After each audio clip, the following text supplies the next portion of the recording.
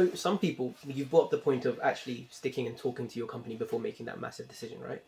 What tips would you give people so that they're more comfortable having that conversation with either their direct superior? I don't think it has to be negative. Like, it doesn't have to be like, oi, I'm not getting what I want. I think it can be very, like, in a one-to-one, just having the conversation of, like, how's everything going? And it's reiterating, look, everything's going really great.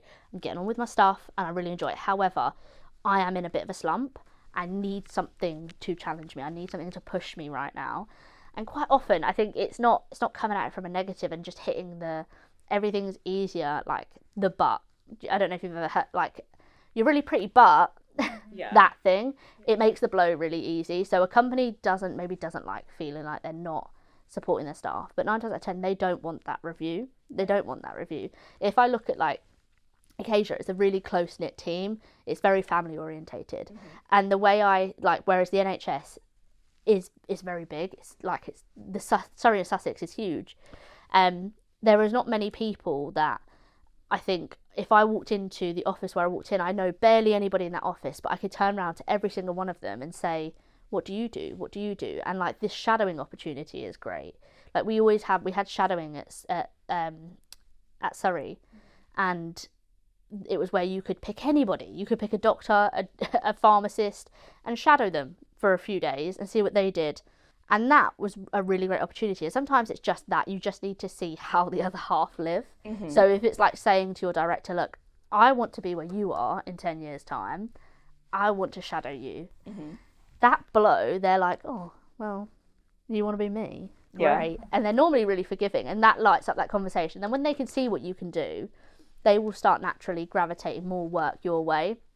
But it is being really, like, front with it. And it is being selfish. If Namrata was to come to me and say, like, look, I feel really, like, stagnant and I don't do, like, these things, I want to do more, I would be absolutely, well, what do you want? What do you want to learn? What do you want to achieve? Because then I can dictate. But if you just come in and say, I want to do more, I'm like, great, what? And if you wanted to do more, I don't know, let's say stakeholder engagement, you said, look, I want to be more involved with the people that we work with. Absolutely, let's go for it, because I know what you want. And I think it's just being clear in what you want. If you've got to write it down. But I will say there is a caveat to this, in the sense that if you are given things to do, recognise that they are things that you want to do and things that your manager does not. Because if they are giving you things that your manager just doesn't want to do, that is not you learning. That is you taking the buck.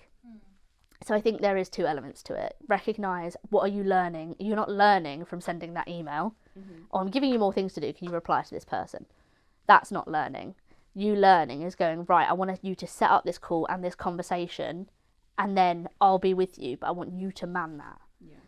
That's learning. You sending the email is not. And I think that's the caveat to it, is being really clear in your expectations, and then they can reiterate that as well. And then you've got that, it's almost like that progression pathway. And I think there's also, like, a responsibility for the organisations to have that opportunity for career conversations, one-to-ones, all of that. Because if you're working somewhere, you should feel comfortable with advocating for yourself when you want more challenges or when you want progression. And it doesn't have to be straight away, but as long as you've put it out there, then they know and they can bring that to you when an opportunity arises. Which should be something you learn in school. A smart organisation is doing exactly what you're saying. It costs a lot more to go and recruit someone and replace someone than it does to internally promote someone. On average, about £6,225 to recruit someone for any organisation. That's without the first week of if they fit in. That's just onboarding. That's just time spent from writing job description all the way through to posting, to interviewing, onboarding, and that does not take into consideration the first month's salary, or possibly month and a half if they start midway.